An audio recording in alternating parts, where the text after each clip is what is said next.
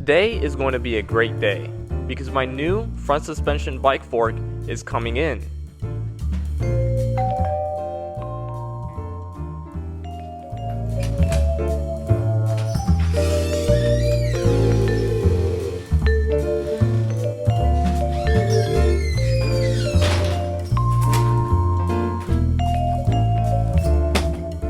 This is a front suspension from Suntour.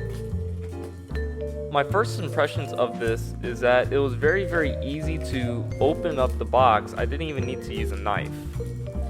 I was able to cut through the tape with just my fingers.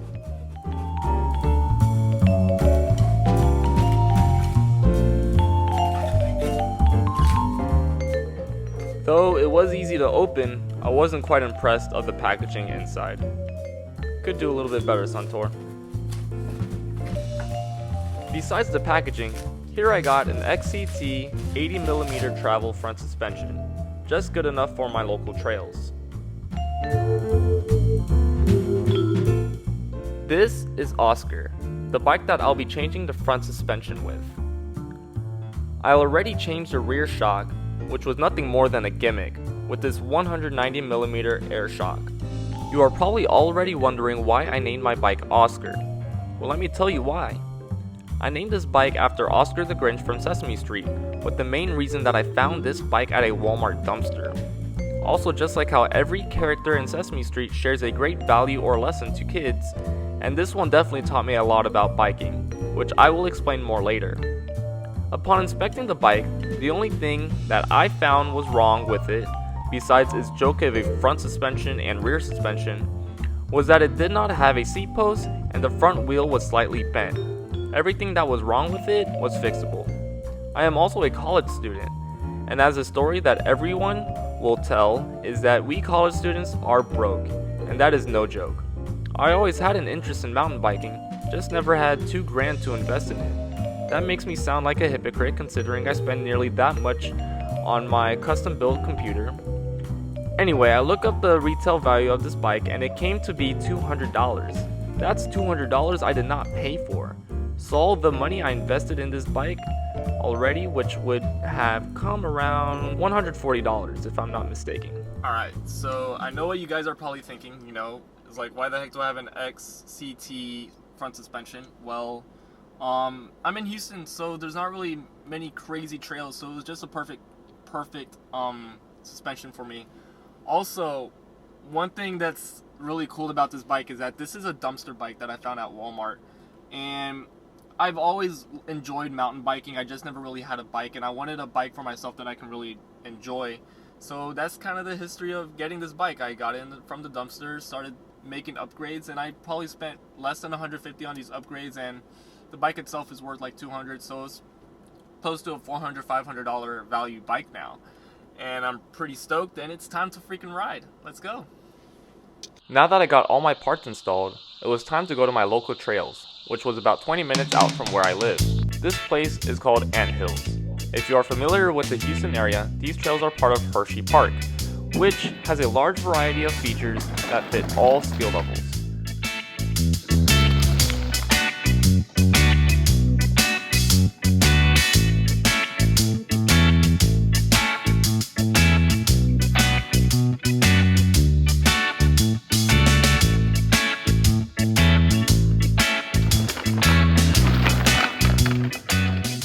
I was having a blast with this bike, but my luck had to run out, as I pushed myself a little too much and crashed.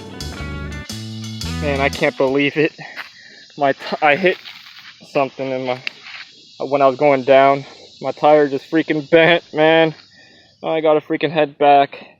We didn't even get to go to the fun part. Oh well. It was a long way back. I tried bending my tire back, but once I kept riding it, the tire just kept bending back. And I did not have a multi-tool with me to tighten up the spokes. I did not even get to ride the sick berm features that this trail had to offer, and this is where my biggest learning curve took place.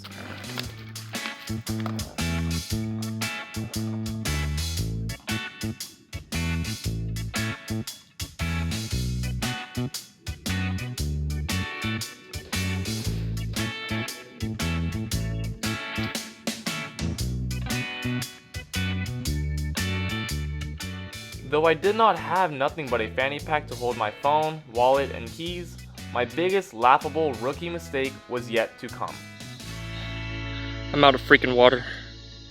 Barely dripping any. Maybe I can drink it. I still got long ways to go. I got about a mile left.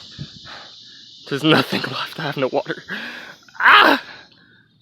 That's right. I didn't even have enough water, and I was far away from civilization, but I had no other choice but to keep moving forward. But then another incident happened.